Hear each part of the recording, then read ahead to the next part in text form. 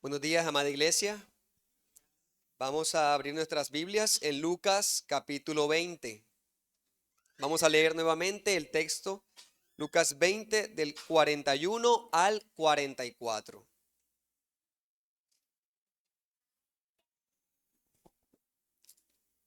Así dice el Espíritu Santo de Dios.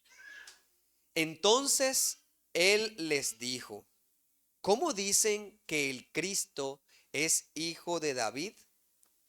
Pues el mismo David dice en el libro de los Salmos, dijo el Señor a mi Señor, siéntate a mi diestra, hasta que ponga a tus enemigos por estrado de tus pies. David pues le llama Señor. ¿Cómo entonces es su hijo? Padre Santo, Rey de poder, de gloria y majestad.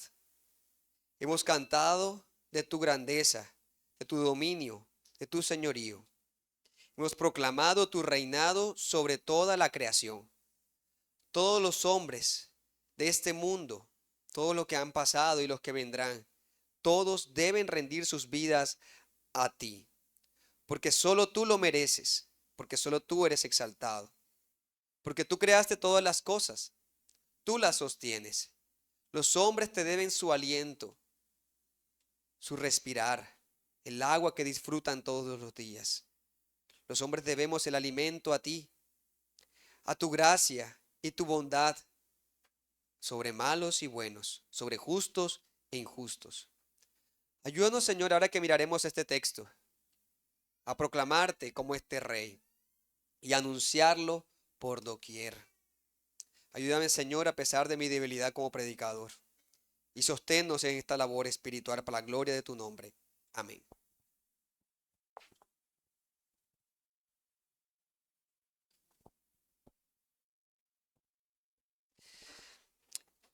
¿Quién es Jesús para ti? ¿Qué crees de él? ¿El Salvador del mundo? ¿El gran ejemplo a seguir? ¿El maestro que trae la correcta enseñanza? Él es el hacedor de milagros y de bendiciones para los hombres. Jesús es el Dios de tus padres. ¿O es un profeta como cualquier otro conferencista contemporáneo excepcional entre la diversa gama de opciones religiosas posibles de hoy? La definición que tengas de Jesús va a mostrar cómo vas a proceder en este mundo.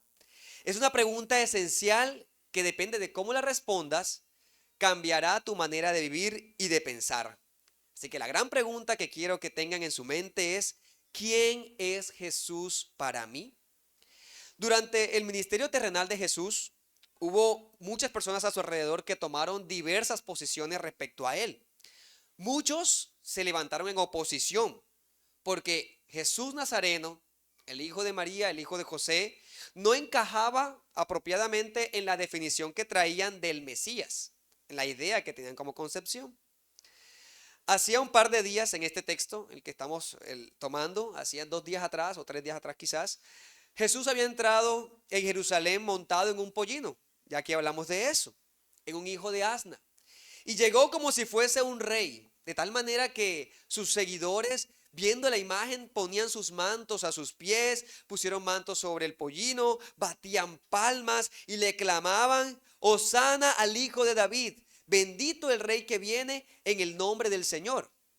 Ellos esperaban que él vendría, el Mesías extraordinario, poderoso e influyente, sometería a todos los enemigos de Israel, principalmente a los romanos, y así cumpliría todas las promesas del pacto abrahámico, el pacto davídico, es decir, todo lo que los judíos habían recibido como enseñanza del Antiguo Testamento, de tal manera que serían libres.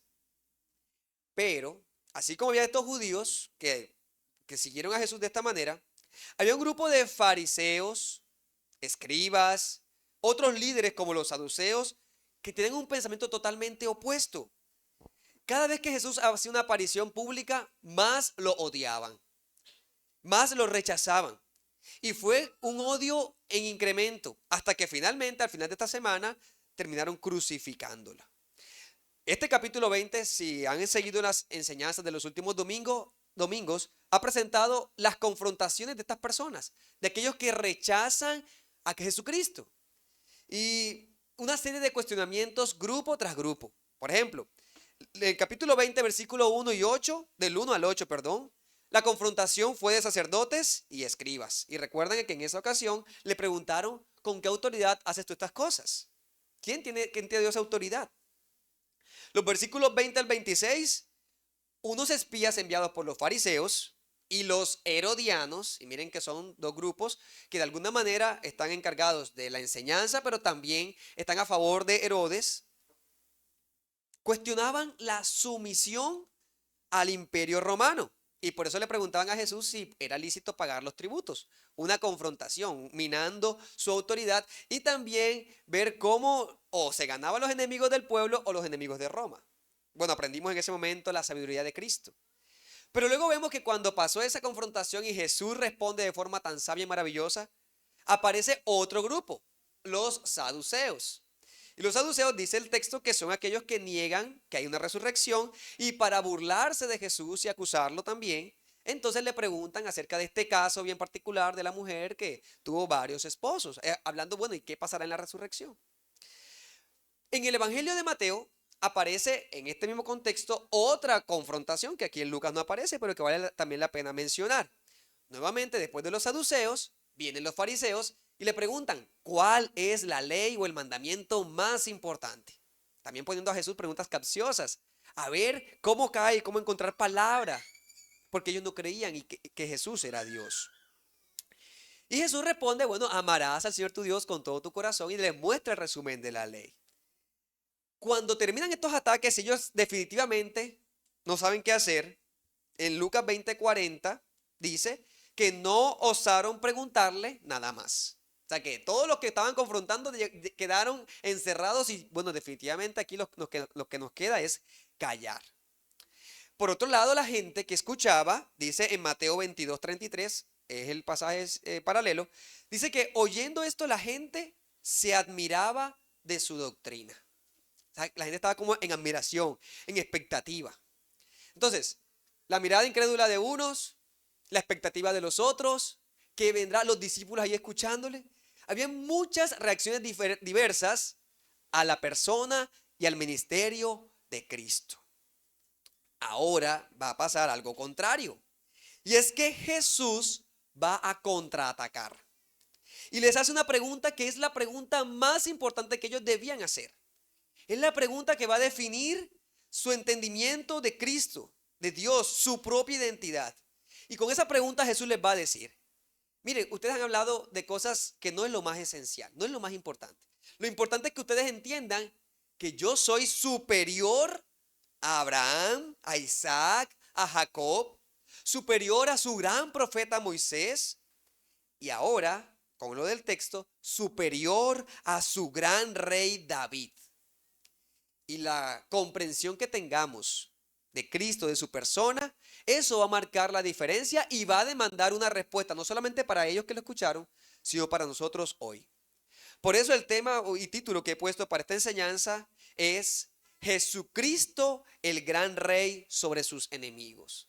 Jesucristo, el gran rey sobre sus enemigos. El versículo 41, ahí pueden mirar, nos va a mostrar a Cristo que es del linaje real. Cristo del linaje real. Los versículos 42 y 43 nos van a mostrar a un Cristo reinando. No solamente es descendiente, sino que ya está reinando. Y el versículo 44 nos muestra que el Cristo es tanto hijo de David como Señor eterno. Tanto hijo de David como Señor eterno. Y eso nos va a ayudar a configurar una forma de ver adecuada de Cristo. Entonces veamos en primer lugar el Cristo del linaje real. Versículo 1. Entonces él les dijo, ¿cómo dicen que el Cristo es hijo de David? Esa pregunta está un poco más ampliada en el Evangelio de Mateo, que es el Evangelio sinóptico, que narra la misma situación. En esta ocasión, en Mateo dice que Jesús es quien le pregunta a los fariseos, bueno, ¿y ustedes qué dicen que es de dónde viene el Cristo. Y ellos dicen, de David. Ellos saben responder. Cuando hablamos de Cristo, la pregunta es esa expresión griega, y vale la pena recordar, que está hablando del Mesías, o sea, el ungido. Y pensamos entonces en la tradición judía del Antiguo Testamento, a quienes se ungían. Y se ungían con aceite para indicar una posición de autoridad dada por Dios o designada por Dios para una función especial. Entonces encontramos ungidos a los reyes, y por eso los reyes representan la autoridad de Dios para que fuesen un gobierno justo.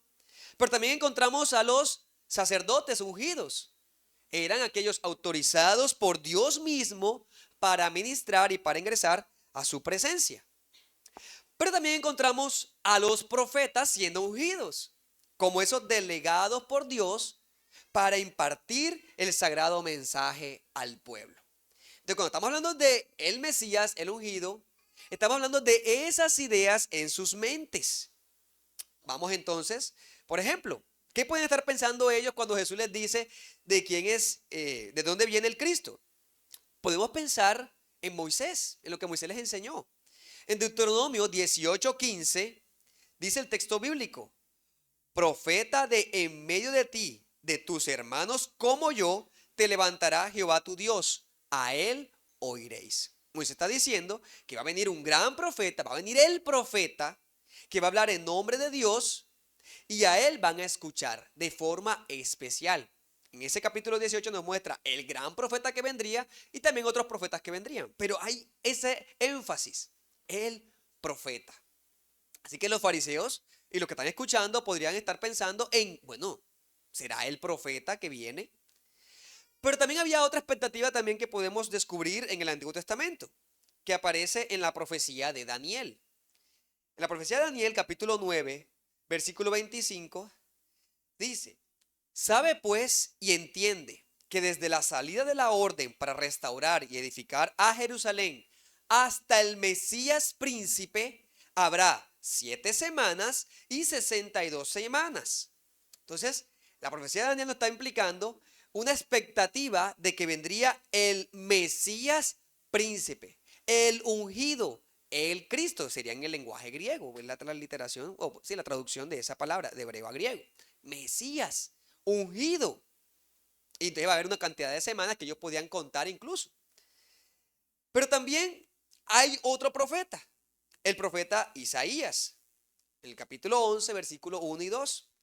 Saldrá una vara del tronco de Isaí, y un vástago retoñará de sus raíces. Y reposará sobre él el espíritu de Jehová, espíritu de sabiduría y de inteligencia, espíritu de consejo y de poder, espíritu de conocimiento y de temor de Jehová. Todo buen judío, especialmente los fariseos, sabían que David es el hijo de Isaí. O sea que Isaí es su padre. Cuando el profeta está hablando de saldrá una vara del tronco de Isaí y un vástago retoñará de sus raíces, es como indicando, pareciera que estuviese extinto el linaje de Isaí, que se estuviese acabando. Pareciera que no hubiese ahora un rey que siguiera a David. Pero de allí el Señor va a sacar un retoño. Cuando pareciera que no hay, va a llegar. Y ellos tenían esa expectativa. Va a llegar un rey como David. Esos textos pueden ser algunos de los que tenían en su mente los fariseos cuando dicen, el Mesías, el Cristo, va a venir de David. Y por eso es que en Mateo 22:42 ellos responden adecuadamente. Bueno, ¿dónde Dios le promete eso a David? Que realmente va a venir un Mesías de sus lomos, de sus generaciones. Presento 2 textos. En 2 de Samuel, capítulo 7, versículos 12 al 14, Dios le promete a David lo siguiente. 2 de Samuel 7, 12 al 14. Cuando tus días sean cumplidos, duermas con tus padres, yo levantaré después de ti a uno de tu linaje, el cual procederá de tus entrañas, y afirmaré su reino. Él edificará casa a mi nombre, y yo afirmaré para siempre el trono de su reino. Yo le seré a él padre, y él me será mi hijo, y si él hiciere mal, yo le castigaré con vara de hombres y con azotes de hijos de hombres. Claro, evidentemente esto fue presentado con Salomón y su descendencia. Y Dios aseguró que mientras el reino del sur, el reino de Judá existiese, habría un descendiente de David reinando. Y usted la puede seguir, ya sea en la genealogía de Mateo, lo puede mirar, o en la lectura de Crónicas, que es unos libros enfocados en ese linaje. Pero encontramos otro pasaje paralelo, un cántico, el Salmo capítulo 89, hablándonos de este momento. El Salmo 89, versículos 3 y 4, dice aquí el salmista, cantando Dios, es la revelación.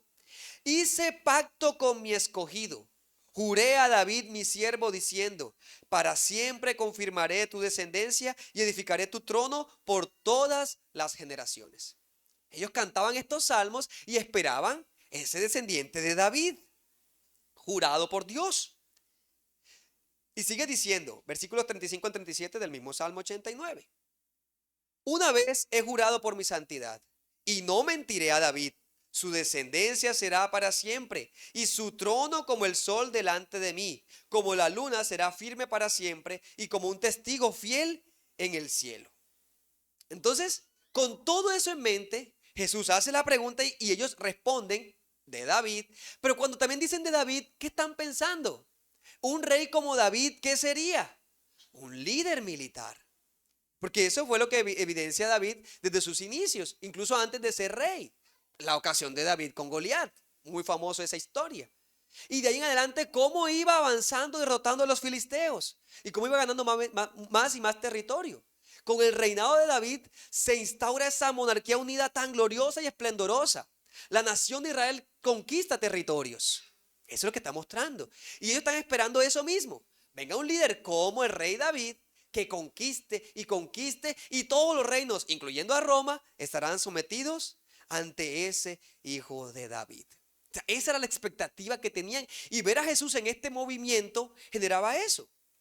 Mire, por ejemplo, hablando de Jesús como hijo de David ahora. Cuando Jesús sanó a un hombre ciego y mudo, dice en Mateo 12, 23, que la gente que estaba alrededor, Mateo 12, 23 dice, se preguntaba, ¿será este aquel hijo de David? Estaban pensando, ¿será este rey? Se estaban imaginando a David como a Jesús como ese rey. Y algunas semanas atrás, en Lucas 18, 38, el mendigo ciego había llamado a Jesús, Jesús, hijo de David, ten misericordia de mí. O sea que estaban asociando que Jesús, este hombre, era ese descendiente del linaje de David que sería el rey. Estaban con esa expectativa cada vez creciente. Y cómo no, hermanos, si cuando estamos llegando a la Pascua, a la gran celebración judía, entrando a Jerusalén, la cantidad de judíos, porque habían grandes procesiones para ir a Jerusalén en esos tiempos, entra Jesús con toda esa pompa que mencionábamos ahorita, cumpliendo la profecía de Zacarías 9:9. Alégrate mucho, hija de Sión, da voces de júbilo, hija de Jerusalén. He aquí tu rey vendrá a ti, justo y salvador, humilde y cabalgando sobre su asno, sobre un pollino de asna. Estaba Jesús comunicando, yo soy el ungido de Dios, yo soy el hijo de David. Estaba reafirmando lo que tenían en sus mentes. Yo soy el que había de venir. Han interpretado adecuadamente las señales que he estado mostrando. Pero aquí es donde precisamente se requiere una mayor comprensión. Una mayor comprensión de la verdad bíblica respecto al Mesías y su identidad, que es la misma comprensión que debemos desarrollar nosotros. Porque el reinado del Mesías, amados hermanos, no podría ser simplemente terrenal o físico. No podrían esperar simplemente que Israel fuera restaurado y todas las fronteras fueran destruidas de tal manera que David reinara o el hijo de David reinara sobre todo. Eso no era todo lo que se esperaba y la promesa cumplida. Lo que más necesitaba el pueblo era el cautiverio de sus corazones. Y eso es lo que el rey, hijo de David, vendría a hacer. Tomar esos corazones que no le amaban y hacerlos suyos. Y si alguno iba tras los ídolos, la idea de Cristo es que este como Mesías iba a reinar sobre los corazones de las personas doquier reino que estuviesen.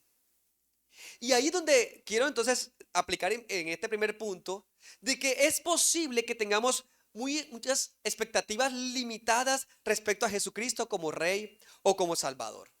Y puede que no desarrollemos una base escritural que alimente ese conocimiento y la fe de qué implica cuando yo digo que Jesucristo es el Rey o que Jesucristo es el Señor.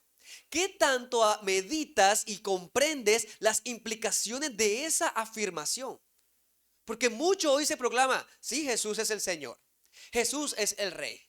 Pero ¿será que está llenando o apropiando el corazón de esa verdad de tal manera que cumpla lo que la Biblia dice o lo que la Biblia espera que ocurra como reacción a ese entendimiento? Y por eso con eso quiero pasar al segundo punto. Porque la Biblia nos da argumentos y herramientas para que nuestro conocimiento y nuestra conciencia sea alimentada y se someta al señorío de Cristo en todas sus implicaciones. Versículos 42 y 43. Pues el mismo David dice en el libro de los Salmos. Bueno, aquí va ahora Jesús a usar, bueno, ustedes tienen claro y se están dando cuenta que soy el hijo de David. Pero miren lo que dice el texto bíblico, le está diciendo a ellos mismos, o lo que dice las escrituras, para usar el lenguaje más apropiado para la época, respecto a este hijo de David. El salmo citado es el Salmo 110. Salmo que deberíamos todos memorizar porque es el salmo más citado en el Nuevo Testamento. Los autores bíblicos lo usan en muchas partes. El Salmo 110 dice aquí el texto que lo escribe David. Pero fíjense que en Marcos capítulo 12 versículo 36 dice, hablando de este mismo texto, porque el mismo David dijo por el Espíritu Santo. O sea que ahora con la visión del Nuevo Testamento, el autor Lucas está diciendo, David que escribió los salmos, escribió por la obra del Espíritu Santo. Son palabras escritas por David y son palabras escritas por el Espíritu Santo. Gloria sea dada a Dios por la bendita doctrina de la Trinidad que nos ha permitido comprender un poco más esto. Ver cómo la Escritura misma nos está mostrando esa revelación que quizás ellos no entendieron del todo. Es muy probable que David cuando escribió el Salmo 110 no comprendiera las implicaciones. Pero ahora Lucas, inspirado por el mismo Espíritu Santo que escribió el Salmo 110, acá dice, no, es que David lo hizo en el poder del Espíritu Santo para ese texto. Ahora, es un salmo que el Espíritu Santo escribe para hablar del Mesías. Un salmo mesiánico, del ungido. Y bueno, así lo considera Pedro en Hechos 2, 34 y 35, toma este mismo salmo. Y Pablo en 1 Corintios 15, 25, toma el mismo salmo. Y otros autores, ya mencionaba que va a aparecer constantemente en el Nuevo Testamento. ¿Y qué revela el salmo? ¿De qué está hablando y por qué Jesús lo utiliza aquí? Porque está diciendo que el Mesías ejercería la autoridad y el poder de Dios, simbolizado con el hecho de sentarse a su diestra. Es como si pudiésemos observar una conversación intratrinitaria. Hermanos, este salmo nos está presentando una perspectiva del cielo. El Espíritu Santo quiere que veamos un diálogo, una expresión del Padre con el Hijo diciéndole, siéntate a mi diestra. Qué maravilloso texto. Aquí dice, dijo el Señor a mi Señor, lo cual, ese primer Señor, es las palabras o las letras que se usaban para referirse al nombre de Dios o un nombre de Dios especial, YHWH, sin consonantes, así que pronunciarlo, una pronunciación que usamos es Jehová o Yahvé. Eso no, el punto no es buscar cómo se pronuncia adecuadamente, porque no tenía vocales nuevamente. YHWH. Pero estaba siendo indicada esa palabra para referirse al Dios creador, al Dios sublime. Y aparece la otra palabra Señor, dijo el Señor, Dios, a mi Señor, está diciendo David, a mi Señor. Y este segundo Señor es Adón, o también usado como Adonai, refiriéndose al Mesías que vendría después de David. David, por el Espíritu Santo, está diciendo, Dios, que ahora por toda la comprensión bíblica sabemos que Dios Padre, le dice a Dios Hijo, Adonai, estas palabras. Qué maravilloso este texto. Y no hay duda de que esto es así porque la palabra dijo también es una palabra expresada, usada por los profetas para referirse a un oráculo o una expresión de parte de Dios. O sea que las palabras que estamos usando definitivamente enfocan que el Dios del cielo está hablándole ahora al Mesías,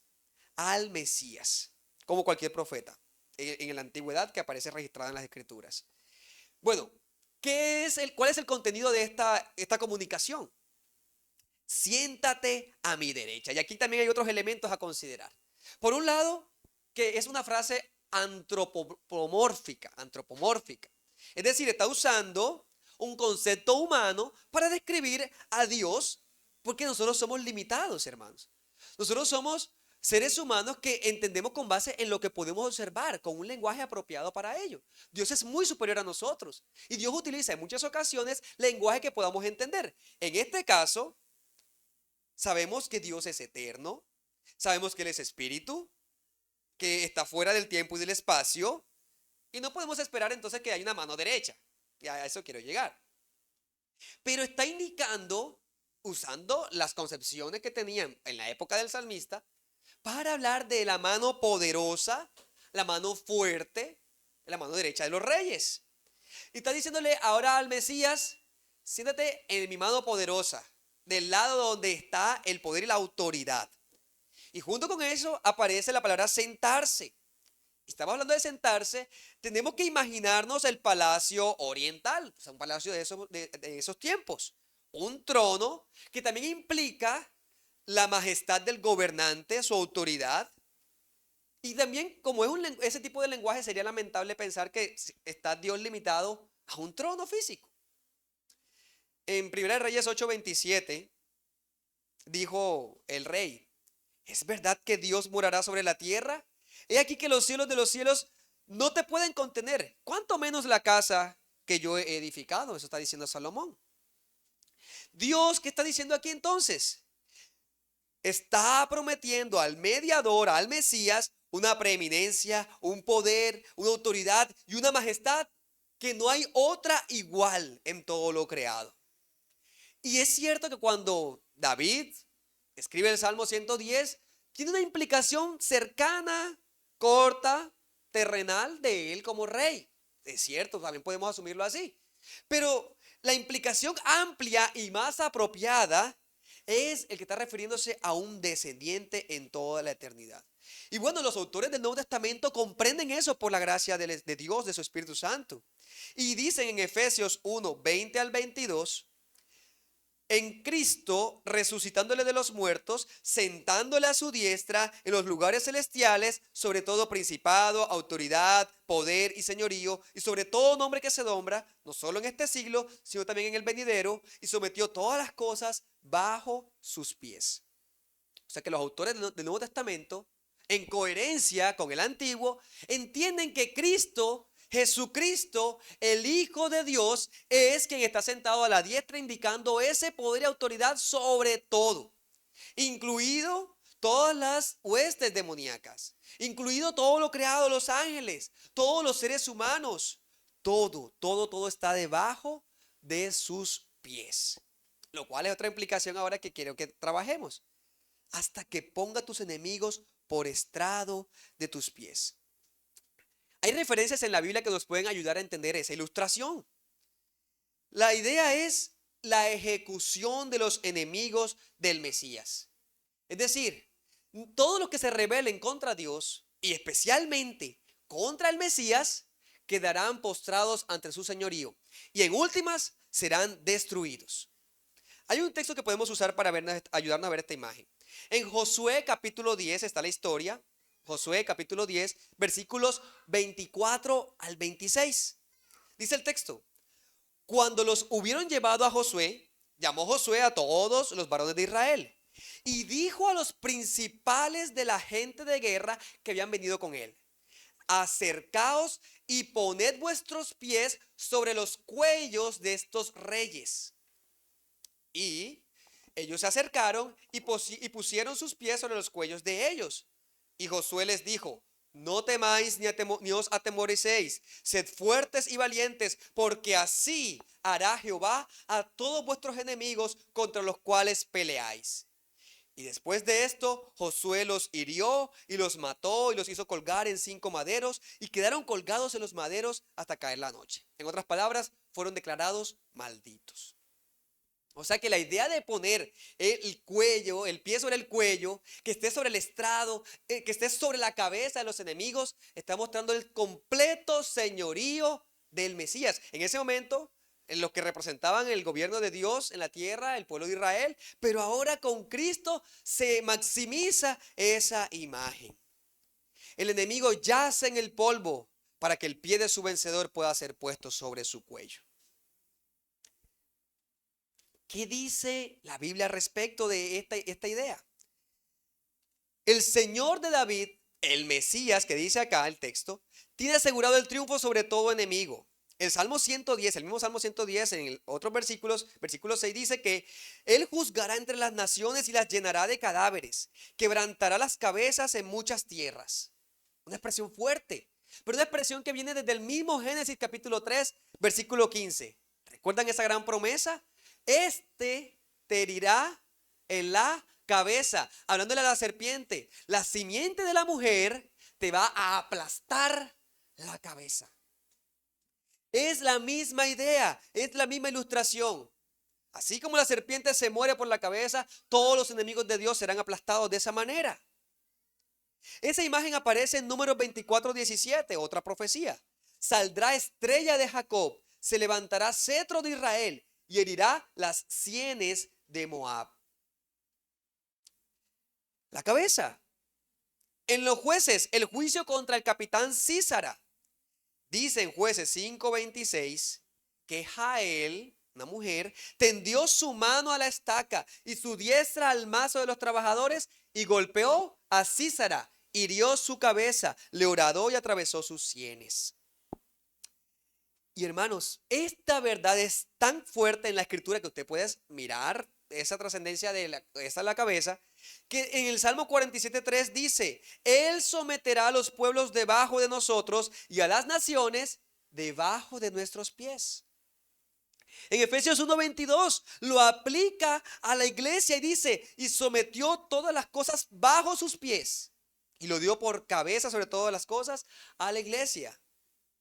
Este Cristo somete todo bajo sus pies y la iglesia que está unida a Cristo está segura de que Él tiene sometido a todos sus enemigos bajo nuestros pies, porque son sus pies. Hermanos, somos ya victoriosos en Cristo. Su reinado es nuestra victoria. ¿Qué hemos de temer? Debemos tener esa idea de Cristo. Ya no estamos buscando cómo ganar la batalla contra el enemigo, porque la batalla está ganada, porque la victoria es de Cristo y todos nuestros enemigos estarán bajo nuestros pies definitivamente. Su victoria sobre Satanás también es evidente. No podemos andar con ese temor y ese miedo de qué podrá hacer Satanás contra nosotros, porque el Señor ya lo ha declarado. Su juicio está dado. Pero hermanos, hay algo más que debemos tener en cuenta al mirar el Salmo 10 en todas las cosas que nos trae cuando Jesús lo menciona. Porque cuando tomamos este versículo y cuando Jesús toma el versículo 42 y 43, no queda solo sacando aisladamente el versículo. Él se trae todo lo que hay, el mensaje del texto. Y en parte del mensaje ahí, justo después de eso, del que dice hasta que ponga a sus enemigos por estrado de sus pies, dice el Salmo 110:3. Tu pueblo se te ofrecerá voluntariamente en el día de tu poder, en la hermosura de la santidad. ¿Qué está mostrando este texto ahora? Que el pueblo que ha sido atraído en Cristo, a Cristo, que honra a este Mesías, se le ofrece con toda disposición, con toda su voluntad. Y este pueblo ahora quiere andar en santidad como el Mesías es santo.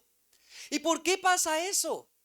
La escritura nos muestra que es que el Señor cambia nuestra naturaleza y la voluntad nuestra es transformada, porque nadie va a seguir a Cristo en contra de su voluntad. Nadie. ¿Qué hace el Señor? Transforma la naturaleza. Y por eso es tan importante la regeneración. Porque el alma humana que está en sus pecados no quiere venir a Cristo, no quiere buscar a Dios, voluntariamente jamás lo hará. Pero cuando el Señor transforma su naturaleza, pone deseos santos, deseos por buscarle, deseos por amarle. Y así nadie podrá decir, ay, que habrá gente en el infierno que deseaba buscar a Dios, pero Dios le dijo que no. Jamás ocurrirá eso. Ay, que hay pobrecita, hay gente que que quiso seguir a Dios, pero Dios no la eligió.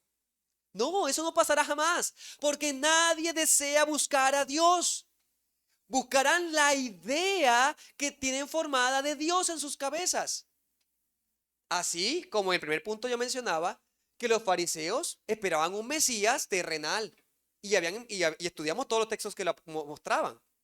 En esa parte, hasta ahí iban bien, pero no comprendían la profundidad del reinado de Cristo y del Mesías. No era solamente lo terrenal, era en el propio corazón. Los afectos tienen que ser cambiados para que podamos amarle de todo corazón. Y sabemos que Jesucristo cumple lo necesario para él ser ese Mesías.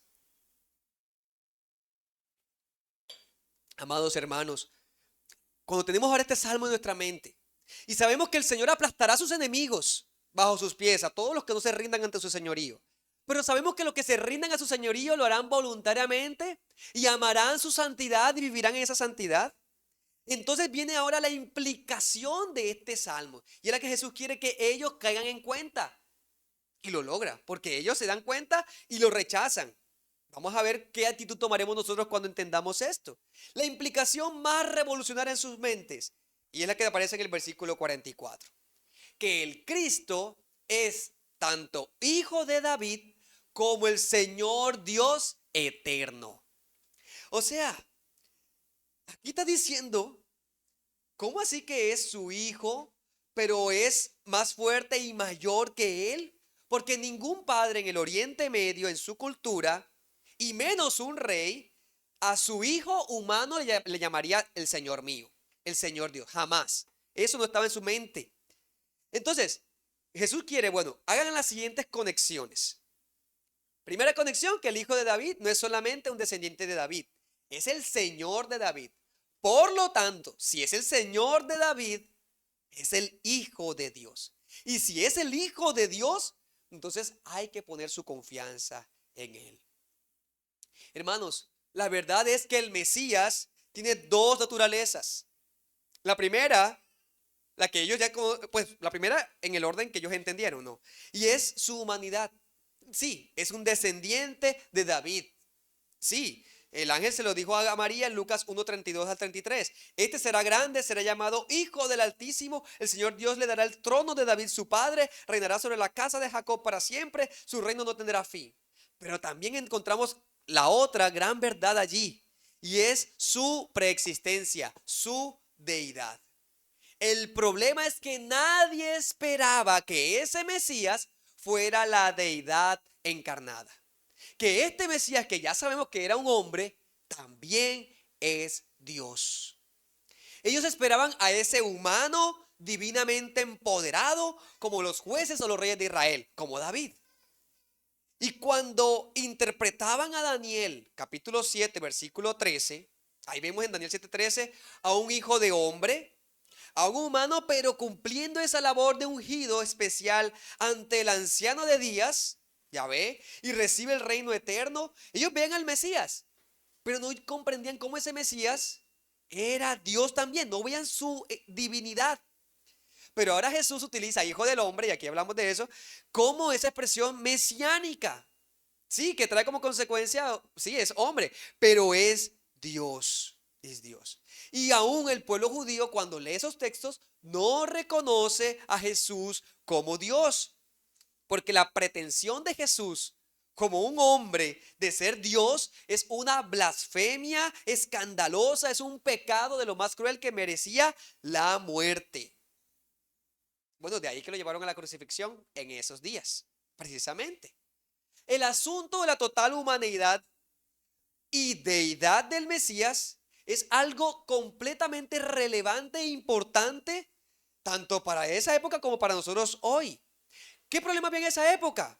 Había unos falsos maestros en medio de la iglesia que tendían a una corriente llamada gnosticismo, que enfatizaban la espiritualidad. Entonces no podía ver que fuese un Dios y fuese un hombre. Y por eso los escritores bíblicos en las cartas, carta a Colosenses, Efesios, Primera de Juan, las cartas pastorales, siempre están haciendo énfasis. No podemos reducir a Jesús a solo un hombre. Y tampoco podemos limitar a Jesús como solo Dios. Es Dios y es hombre. O encasillar a Jesús como Dios. Tomemos algunas de las apartes de la primera carta de Juan. En el capítulo 2, versículos 22 y 23. Dice el texto: ¿quién es el mentiroso sino el que niega que Jesús es el Cristo? Y entonces ya sabemos que Cristo está hablando del Mesías. Este es el anticristo, el que niega al Padre y al Hijo. Todo aquel que niega al Hijo tampoco tiene al Padre. El que confiesa al Hijo tiene también al Padre. Es importante que crean que la segunda persona de la Trinidad, hablando teológicamente, o al Hijo, hablando escrituralmente, es Dios y es en Dios. Y tienen que tener un conocimiento completo del Hijo, de Jesucristo. Primera de Juan capítulo 4 versículos 1 al 3. Amados, no creáis a todo espíritu. Probad los espíritus si son de Dios. Muchos falsos profetas han salido por el mundo.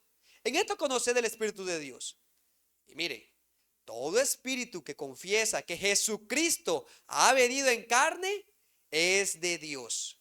Y todo espíritu que no confiesa que Jesucristo ha venido en carne no es de Dios, y este es el espíritu de anticristo, el cual vosotros habéis oído que viene y que ahora ya está en el mundo. O sea que ahí no la puso sencilla. Si crees que Jesús, el Hijo de Dios, el Hijo eterno de Dios, ha venido en carne, o sea, logras ver y crees en esa verdad, entonces tienes la vida y la vida eterna en conocer eso.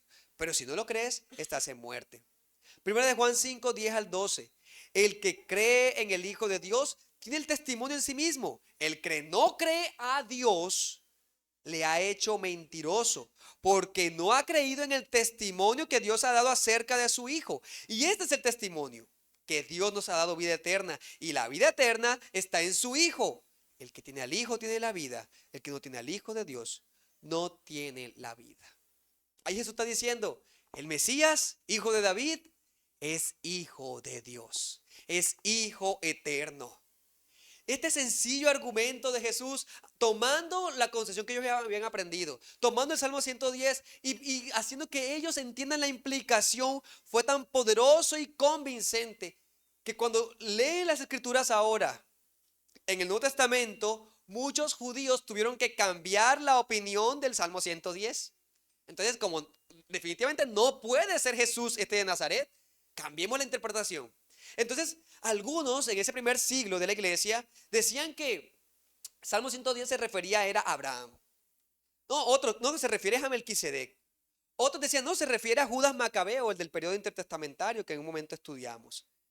Pero ahora los eruditos liberales contemporáneos de los siglos de estos 18, 19, 20, que niegan la deidad de Jesús y la veracidad de la Biblia, dicen, no, lo que pasa es que David allí se equivocó al interpretar al Mesías como su Señor. Entonces, eso no quiere decir eso, porque no quieren aceptar eso. Y es que la verdad bíblica relacionada con la persona de Cristo es rechazada por sectas satánicas y falsas religiones. Los mormones han logrado engañar a muchos, incluso algunos que profesan cristianos, haciéndoles creer que adoran al Cristo de la Biblia.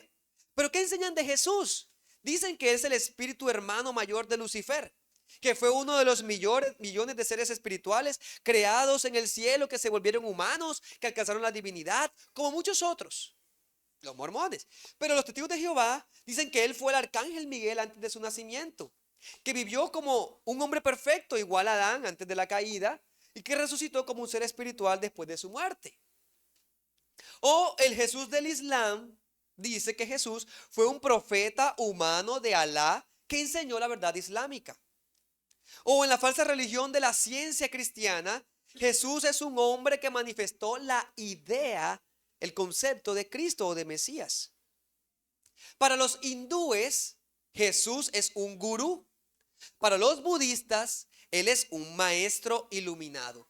Para los espiritistas, él fue un medium para comunicarse con los espíritus de los muertos. Y ahora es un espíritu con quien las personas pueden comunicarse. Pero hermanos, ¿quién es Jesucristo? Jesucristo es el Hijo de David, el Rey humano, sacerdote de acuerdo a lo que dice el Salmo 110, como Melquisedec. ¿En qué sentido? Que es rey y sacerdote para siempre como Dios lo ha establecido. Pero Jesucristo, y ese pero no es que sea algo opuesto, sino que vaya al lado.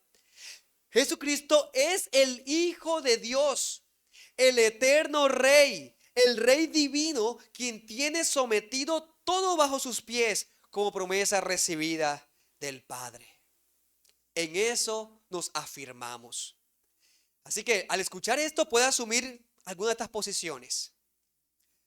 En Mateo 22:46, luego de este texto, dice que nadie le podía responder palabra. O sea que la pregunta quedó sin respuesta.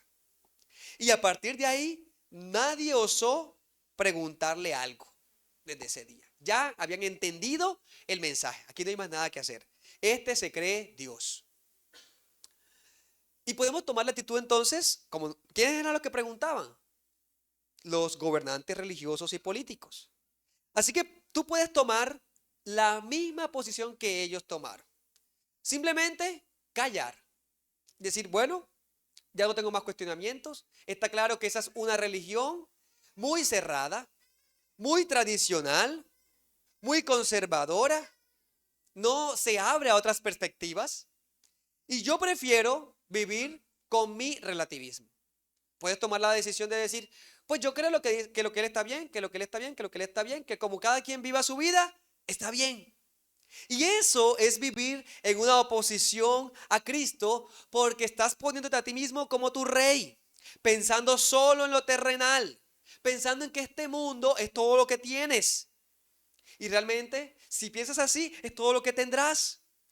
Y pensando así es, ¿cómo voy a tener una buena posición entre los hombres? Cuidar mi reputación, cuidar la posición. Y puedo continuar así, evadir la pregunta, ¿quién es Jesucristo? Que tarde o temprano tu conciencia te llama. ¿Cuál será el resultado de continuar así, mi amigo, mi amiga que estás aquí escuchándome? Serás aplastado. Serás aplastado junto con toda la simiente de Satanás. Porque la Biblia declara que aquellos que están en oposición contra Dios son sus enemigos. Tú no puedes pretender ser amigo del mundo y ser amigo de Dios, porque al ser amigo del mundo, dice en Santiago 4, eres enemigo de Dios. Y la enemistad con Dios es el mayor de tus problemas. No puedes ser indiferente a esta verdad. Si entiendes que Jesucristo es el Rey del universo y de tu propia vida, ríndete. Porque de lo contrario, lo que va a pasar es que serás también aplastado como estrado bajo sus pies. En últimas. Esa puede ser una reacción. Pero había otra, a la cual hay que tener mucho cuidado, y es la que dice en Marcos 12:37. Y es la reacción de toda la multitud. Dice que, y gran multitud del pueblo le oía de buena gana. ¿Qué de malo hay en ello? Y es que escuchar la enseñanza, aunque es bueno, puede que sea algo simplemente interesante. Puede que para ti sea algo llamativo, novedoso. Me gusta escuchar acerca de Dios. Me gusta escuchar sus enseñanzas. Es que cuando usted escucha las palabras de Cristo, y si Él es el Rey, uno vive mejor la vida. Somos mejores hijos, somos mejores padres, somos mejores trabajadores.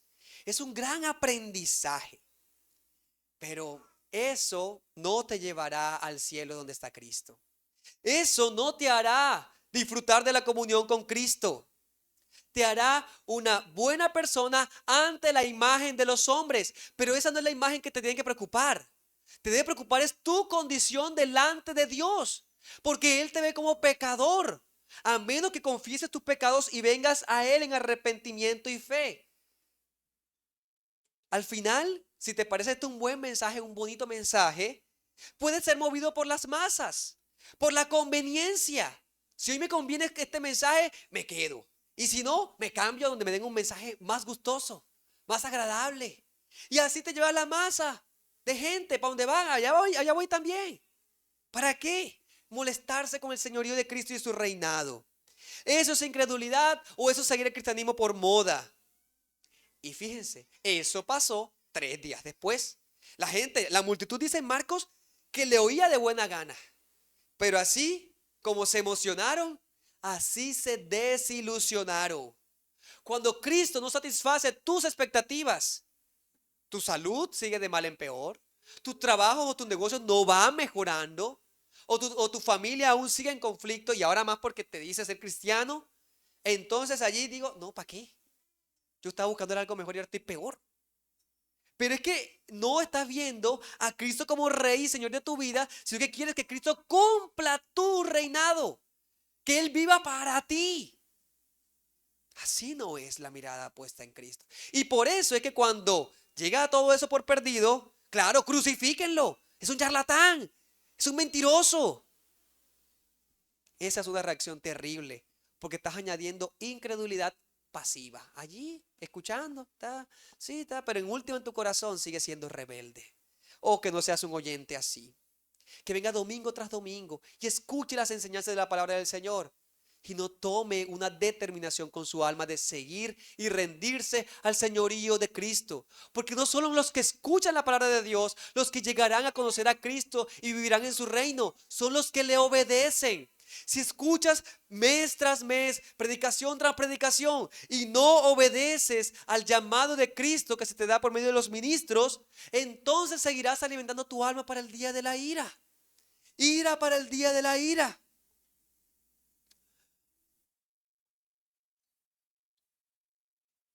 Y allí es donde te invito a tomar la tercera alternativa. Y es ser un oyente obediente de la palabra del Señor. Un verdadero creyente de Cristo el Mesías como Rey y Señor. Y si has profesado fe en Cristo, si algún día tú dices, has dicho, Cristo es mi Señor, Cristo es mi Rey, entonces ríndete incondicionalmente y enteramente a su voluntad. Cada pensamiento de tu vida debe anhelar conocerle más. Aunque lleves 5, 10, 20 o 30 años en el Evangelio, sé cada día más humilde para conocer más de Cristo. No caigas en el error fariseo. Ya sabían todo acerca del Mesías. Estaban hartos de su conocimiento y no se humillaron ante el entendimiento verdadero y profundo de la verdad de Cristo. Oh cristiano que has profesado alguna vez decir seguir a Cristo, no se llene tu corazón de orgullo. Siempre mantén la humildad para aprender más y más de Cristo. Y aprendiendo más y más de Cristo, te rendirás a su señorío en toda tu vida. Porque Él vino a este mundo para ser Señor, para ser el mediador. Él es el gran Mesías esperado. Y en la medida que conozcas más, tu orgullo será aplastado. Pero ya no será aplastado como el de los ejemplos que mencionaba, ni la cabeza será destruida. No, serás parte de ese pueblo que se le ofrece voluntariamente. Hermano, que tu rendición sea evidente, que tu rendición sea demostrable. Vive para la gloria de tu Rey Jesucristo. Reconoce su señorío en toda tu vida. No pongas limitantes ni encasilles áreas de tu vida. Vive para la gloria del gran Rey, porque Él es el Rey que merece esa gloria. Amén. Los invito a cantar al respecto. Vamos a tomar el himnario en el himno 111. Y vamos a cantar con pasión y con gozo, que anhelamos que este Mesías venga. Que venga, que reine en nuestros corazones y que reine incluso ya sin pecado alguno acá. Donde el mal definitivamente ya no lo veamos y donde comprendamos su grandeza a plenitud. El día cuando ya no tengamos pecados, hermano, y solamente nos quede glorificarle por siempre, perfecta y justamente. Entonces, himno número 111, oh ven, bendito Emanuel.